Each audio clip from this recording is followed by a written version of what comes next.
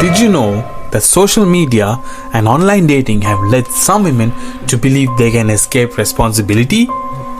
They point fingers at men, labeling them as narcissists or manipulators, all while embracing a culture of entitlement and narcissism. Men, on the other hand, find themselves trapped in an online competition, striving to match unrealistic standards. Women seek validation through attention, while men often turn to pornography for solace.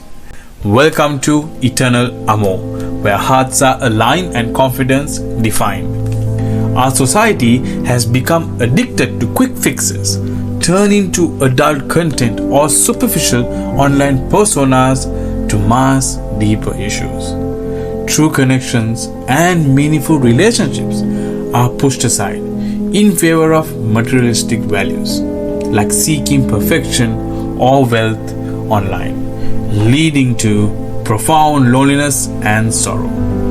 Buckle up, folks, as we embark on this profound journey navigated by our renowned psychologist Sadia Khan, who specializes in unraveling the impact of the digital age on our minds. Let's dive in. We've created a generation of narcissistic women. And what's happened is the rise of social media and the rise of online dating and the rise of feminism has taught women that they are not to blame for any poor choices. Every poor choice is glamorized. So if you want to be a sex worker, it's great. If you want to post in bikini pictures online, it's fine. If you want to be in with it, every poor choice is glamorized, and every internal reflection is seen as gaslighting yourself. So they've even got terms for internal reflection to prevent it happening. And so what will happen is they are trained to not reflect on themselves because we've been told we've been oppressed for so many years. Now it's time to make sure we project.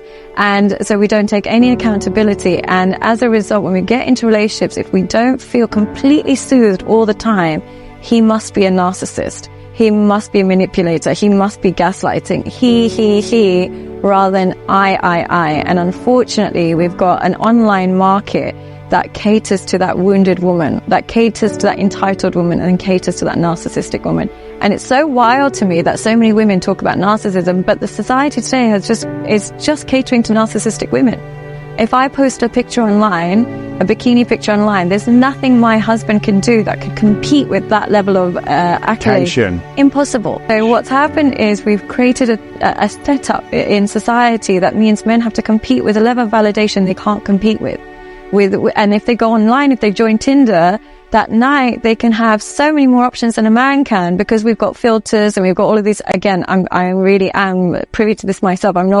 I'm a filter queen. So, but the things I can do to manipulate male validation, just soothe myself and to remind myself I'm above this. I don't need him. I can replace him. Is something men actually can't do. So they have to rely on pornography for that. They replace us with pornography and we replace them with likes. It comes from the fact that we've created a culture that whenever there's a problem, there's a temporary solution that doesn't get rid of the root. So what I mean by that is if there's a problem with intimacy for men and they're not getting women, there's pornography. If there's a problem of low self-esteem in women because they don't have meaning and purpose, they can post a few pictures online. We've created a way of solving problems that doesn't get rid of the root. So we're always seeking highs. And the problem with highs is they come with lows. So you end up having more problems, more low self-esteem, and then seeking bigger highs to get that kind of back to neutral state. So I think the problem comes with problems being solved by seeking highs and a real focus on kind of values that are very empty materialistic values.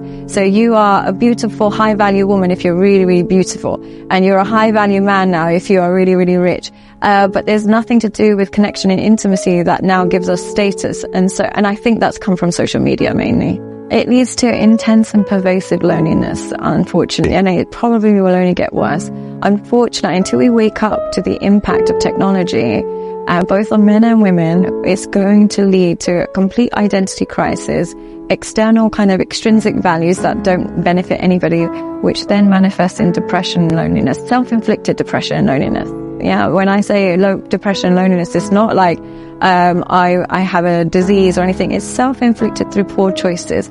So unfortunately, it's going to lead to men not being able to commit to women because they can get all of the joys of sexual relationships without having to invest, and women not being able to commit to men because they can get all the validation of male attention without having to adapt and change themselves according to the needs of the relationship. They find themselves unable to put somebody else's well-being above their own. So we're creating people who are entirely individualistic, deprived of responsibility, and unable to care and nurture for others because they're not putting somebody else's well-being above theirs. When you are unable to commit, essentially you wake up every single day saying, what do I want to do? What do I want to do today? And as nice and as freeing as that is, it deprives you of human responsibility. And in order to truly become something, we're designed to be responsible. We're designed to be valuable. We're designed to serve others. This is how we've evolved. So becoming completely individualistic leads to a sense of lonely narcissism, I believe.